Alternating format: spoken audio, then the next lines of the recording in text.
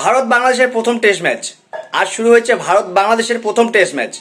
আর এই প্রথম টেস্ট ম্যাচের প্রথম সেশনে ভারত ইতিমধ্যেই মূল্যবান 3টি উইকেট হারিয়ে ফেলেছে।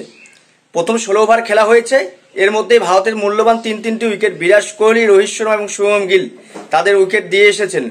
এই মুহূর্তে ভারতের রানের স্কোর 16 ওভার 2-1 বলের মতো প্রায় 64 রান বা 65 রানের মতো রয়েছে।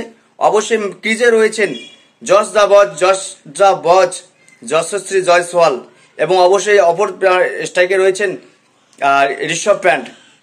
জস দ্য বজ, যশস্বী জয়সওয়াল এবং ঋষভ প্যান্ট। অবশ্যই ভারতের এই ইনিংসটা দীর্ঘায়িত করার দায়িত্ব রয়েছে এই দুই ব্যাটারের উপর। ওপেনিংয়ে নামা জয়সওয়াল এবং শেষে নামা ঋষভ প্যান্টের উপর। অবশ্যই দেখার বিষয় ইনিংসটা কতদূর এগিয়ে নিয়ে যেতে পারে এই দুই খেলোয়াড়।